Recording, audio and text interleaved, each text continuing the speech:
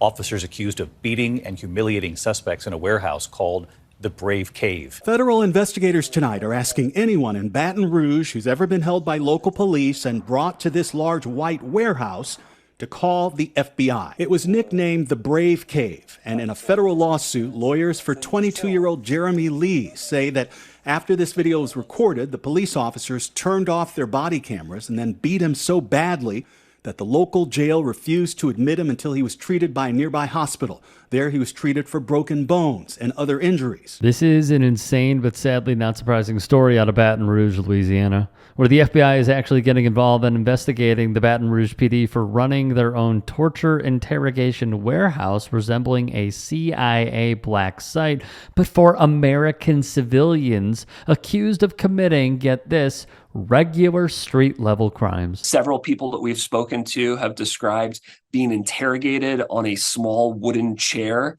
in the middle of that warehouse space.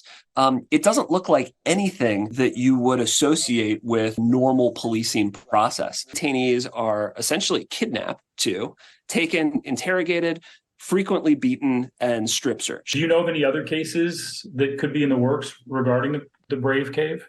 We do. Attorney Thomas Frampton is representing both of the alleged victims who have filed federal lawsuits against the department and the city of Baton Rouge, and their description of what they were subjected to is nothing short of abhorrent. 47-year-old Turnell Brown is suing the Baton Rouge Police Department, saying she endured sexual humiliation while in custody in June. Brown says in the complaint she was stopped while carrying 2 types of her own prescription pills and taken to an off-site warehouse referred to as the Brave Cave. There, she says she underwent an invasive 2-hour strip search with a flashlight and was released with no charges. In her lawsuit, Turnell Brown says she was forced to undergo an invasive and humiliating body cavity exam from the officers after officers found legal prescription pill bottles in her car during a stop, eventually letting her go from the warehouse without facing any charges. Getting arrested for? You being detained. How? For what? Because I said so. But you ain't tell me I ain't gotta tell you why. I don't have. Last month, BRPD hit with yet another lawsuit.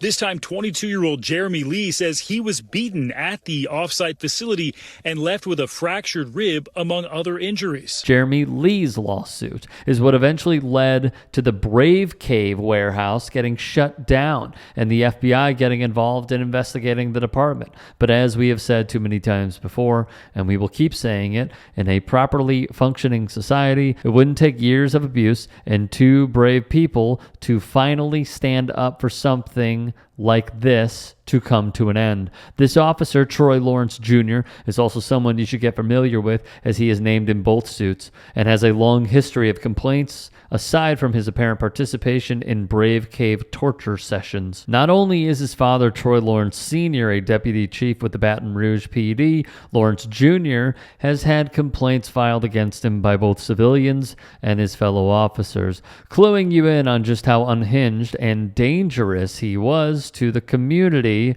before his resignation from the department in the wake of Lee's lawsuit and his arrest for a separate on-duty incident. Local CBS affiliate WFAB has been tracking and releasing excellent reporting on the many different angles of this story, first uncovering the existence of the Brave Cave about a month ago when Lee filed his suit alleging he was taken to the site specifically so he could be brutalized with impunity. Baton Rouge PD's initial statement sent to the WFAB investigative team read like any department statement when they know they got caught breaking the law, claiming that the warehouse is as a separate prisoner processing center, which raises even more questions.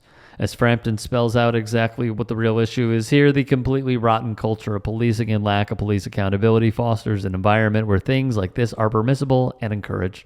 So whenever you see someone flying the thin blue line or saying they back the blue, just know this is what they're supporting.